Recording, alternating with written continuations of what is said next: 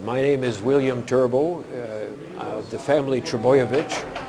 I think most people in Serbia and elsewhere know of that connection.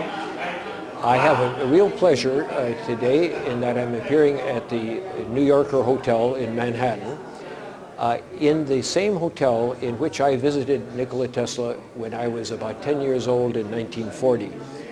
This was a pleasure for me because my connection with the New Yorker Hotel has been very specific in that this was where I was able to meet Tesla as a young boy, and it's an event that, of course, I have remembered all my life because for the last 40 years I have been promoting the name, the accomplishments, and the personality of Nikola Tesla, who I know specifically well because my father and Tesla were nephew and uncle, and lived in the same place in the county of Lika in the former Yugoslavia, in the former Austria, that I have an understanding of their personalities much better because they were very similar. A lot of people think that Tesla was a driven person concentrating on his work all the time. And I know through my father and through my father's anecdotes about Tesla that they had a very good sense of humor. And so I like that a little bit of an element to be better known. That Nikola Tesla was a very brilliant man. My father was the only other person in the whole extended family who was also a scientist and engineer, and and the only other person in the extended family that came to the United States. 30 years, my father was 30 years younger than Tesla, came to the United States 30 years later, and as time would tell, would die 30 years after Tesla. So it's my pleasure to give just a few comments about the particularly kind of pleasant feeling that I have of speaking today right here in New Yorker Hotel. This is, of course, the date today is January 6th, 2013.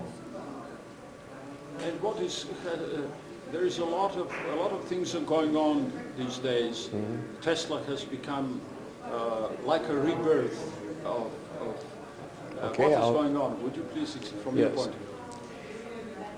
Nikola Tesla, of course, died in 1943. At the time of his death, he was world known in every aspect, in every place. But because the war was going on at that time, a lot of people forgot about his history. And it wasn't until about the 1976 that the re-interest in Tesla took place. And from 1976, every year there's been a greater interest in Tesla. And now we have come to a point where we have raised a great deal of money to buy the property where Tesla had his tower in Wardenclyffe at the east end of Long Island. And so the chances of having a real site in which we can express in an organized way more about Tesla is a best good news that we've had recently.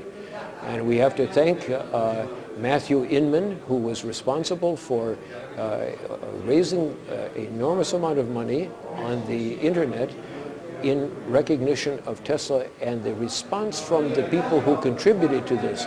35,000 people contributed to this, raising almost $1.5 million to buy this property. It is a marvelous chance. I complimented him saying that in 40 weeks of the fundraising campaign, he did almost as much work as I did in 40 years in supporting the personality of Nikola Tesla. Time for lunch, so we have a lunch break, and actually we'll continue slightly earlier because we have one more confirmed speaker. So we'll meet again.